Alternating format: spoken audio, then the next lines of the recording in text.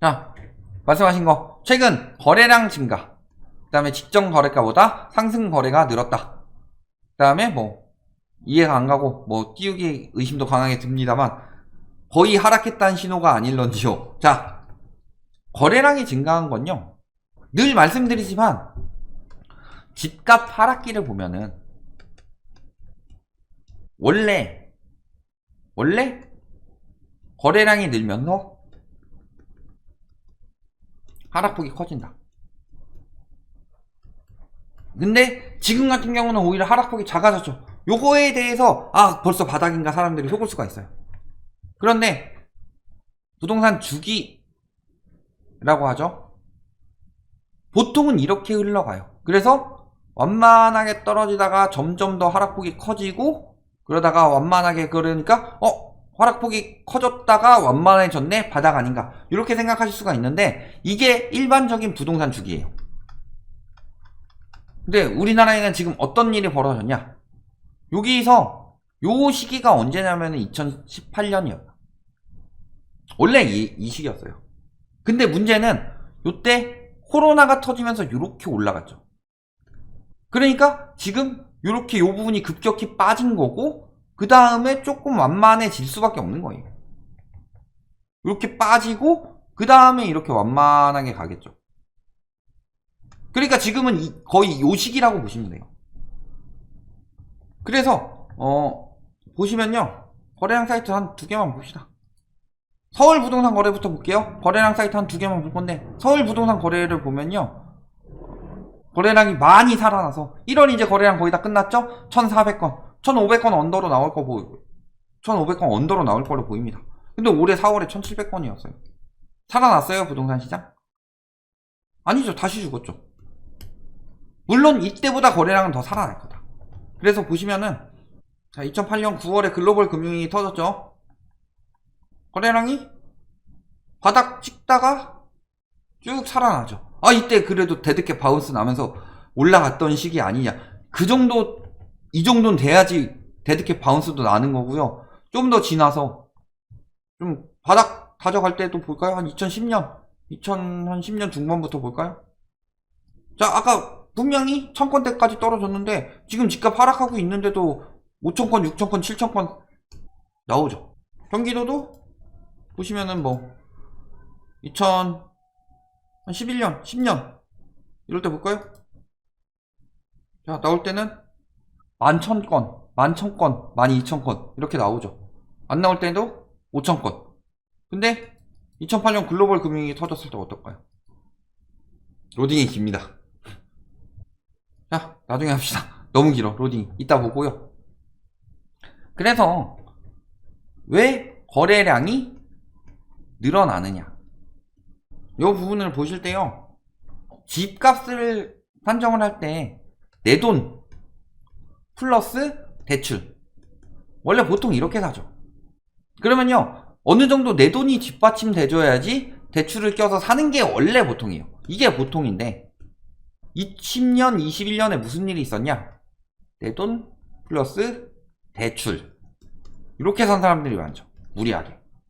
그래서 보시면은 20년, 21년에요, 특히 그 20년 7월 이후부터 20년 1월부터 6월까지는 양도세 한시적 완화가 있어서, 10년 이상 보유 주택에 대해서 양도세 중과 한시적 완화가 있어서 그때 거래량은 뭐 증여성 거래도 있고, 그래서 제대로 된 거래량으로 보기는 힘들고, 그 이후 때 봤을 때 단지별로 찝어보면요, 단지별로 생각보다 그렇게 거래량이 많지 않아요. 막 한 건, 두 건 해가지고 쭉쭉쭉 올렸어요. 그러니까 쭉쭉쭉 올린 것들이 쭉쭉쭉 빠진 거고요. 보통 단지를 보시면은 서울이나 이런 것들을 보면은 2013년, 14년 이때쯤에 거의 바닥 쭉 이렇게 흘러가다가 이때부터 슬금슬금 올라가다가 점점 거칠어지다가 이렇게 꺾이는데, 코로나 터져서 이렇게 올랐는데, 이때까지만 해도 거래량이 수반되면서 이런 식으로 올라갔다가 이때 갑자기 이런 식으로 올라갔죠. 그러니까 이때는 거래량, 적은 거래량으로 뚝뚝 떨어지는 거예요. 그러니까 요거까지는 적은 거래량으로 떨어지고, 요 거래를 해소하기 위해서는 요때 산 사람들이 어느 정도 있기 때문에 일단 버티죠. 그러니까 잘 생각해 보세요. 직전 거래가보다 상승 거래가 늘었다. 자, 여태까지 찍을 때는 뭐라고 그랬어요? 직전 거래보다 떨어지더라도 요때랑 비교해 가면서 엄청 오른 것처럼 이야기를 했죠. 그래서 거래가 떨어지다가 급매가 나와서 직전 거래가 뚝 떨어진 가격이 나왔어요. 근데 사람들이 버티는 1차 저지선은 여기죠. 요거보다 조금 높은 가격에 거래가 됐다. 당연히 저지선이 여기니까 호가가 요 정도로 나오니까. 근데 얘보다 오른 게 나왔다. 직전 거래보다 오른 아파트 비중이 높아졌다. 아니죠. 뚝 떨어졌다가 이렇게 된 건데, 그렇게 따지면은 그럴 거 엄청 많아요. 상승기에도 오히려 직전 거래보다 떨어진 건 많다. 그렇게 이야기할 수 있었죠. 지금 그런 상황이에요. 그러니까 이런 경우가 있고, 또 띄워놓고 나중에 거래 취소, 이거 최근에 엄청 떴죠. 광교 필두로.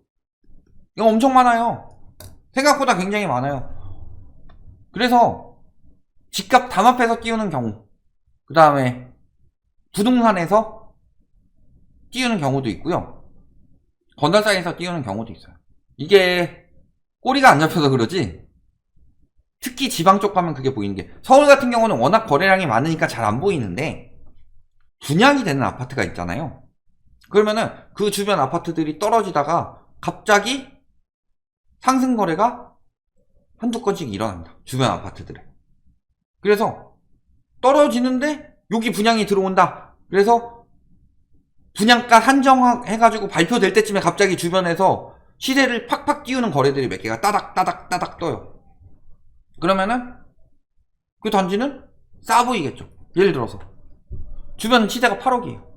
근데 나는 얘를 9억에 분양하고 싶어. 2000세대짜리. 그러면 갑자기 8억으로 떨어지고 있던데 갑자기 거래 2건 떠요. 9억, 10억. 여기도 8억대짜리가 갑자기 9억, 10억. 그러면은 얘 9억이 싸 보이거든. 얘 9억이 싸 보여요? 그러면 여기서 한 3군데 들어가서 이 집 거래 했다고 해봅시다. 9억, 10억, 9억, 10억, 9억, 10억. 3억씩 손해봤죠. 총 9억 손해봤어요. 그런데 원래라면 얘 8억에 분양해야 할 판이었는데 오히려 더 싸게 7억에 분양해야 할 판이었는데 이렇게 올려가지고 9억에 분양했는데 완판이 됐어요. 4천억 이득 봤죠. 이런 식으로 주변에서 띄우는 경우도 엄청 많아요. 그러니까 저런 복합적인 것들이 여러 가지가 섞였고, 거기에다가 예전에 뭐 건설사만이 저러는 게 아니라 자기 건물 아파트 단지의 가치를 띄우겠다고 담합해서 하는 경우는 세고 셌죠. 대표적으로 저기 PD수첩의 한모 조합장님, 재건축의 신, 인터뷰에서 자기 수법을 너무 다 까발려 버렸다. 뭐라 그래요? 여기 다 단지 16, 17억이었는데 내가 여기 있는 사람들한테 싹 다 연락 돌려가지고 다 내리고 다 23억에 올렸다. 호가를. 그리고 부동산에서 최초로 이 가격에 파는 부동산에게 내가 1억을 줬다. 그리고 여기가 23억, 24억이라고 언론에 기사를 계속 띄웠다. 돈 주고. 그리고 부동산에 허위 신고 요청을 했다. 이 가격에 거래했다고 했다. 근데 거기서는 부동산이 양심 고백을 했죠. 허위 신고하라고 이 사람이 요청했는데 그건 못했다고, 안 했다고. 이런 것들 보면요, 하락기 때 똘똘 뭉친 게 있습니다. 그래서 아직까지 띄워놓고 취소하는 띄우기 거래, 요거는 지금 뭐 그런 상황까지는 아니라고 보고 그거라고 보시면 돼요. 급매가 많이 나온 이유는 버틸 수가 없어서죠. 버틸 수 없는 경우는 크게 두 가지인 게 역전세 때문에 못 버티는 거랑 영끌했는데 못 버티는 경우, 이렇게 두 가지인데, 역전세 나는 경우를 지금 방어해주기 위해서 다주택자 대출 허용해줬죠. 그 다음에 영끌하는 사람들 급매 내놓는 걸 막기 위해서 특례 보금자리론을 통해서 대환 대출을 많이 내게 해줬죠. 요 두 가지로 인해서 지금 급매가 나왔다가 급매가 들어간 상황이에요. 그러니까 오르지 않을까 해가지고 18억짜리 했던 게 10억까지 떨어졌는데 이제 10억 안 나오겠다. 11억 10억 거래했다는데 11억 매물밖에 없네? 그러니까 11억에 거래했으니까 직전 거래보다 떴다. 이런 거래가 뜨는 거고. 근데 이게 근본적인 해결책이에요? 근본적인 해결책은 역전세난이 없어져서 전세가가 올라가야 되고요. 영끌족들이 저런 대환 대출로 버티는 게 아니라 진짜로 금리 떨어지든가 아니면은 대출을 줄여가지고 버티는 상황밖에 없죠. 그러니까 근본적인 건 아무것도 해결이 되지 않았어요. 근본적인 건 아무것도 해결이 되지 않았는데 일시적으로 금매만 집어넣게 만든 상황이에요.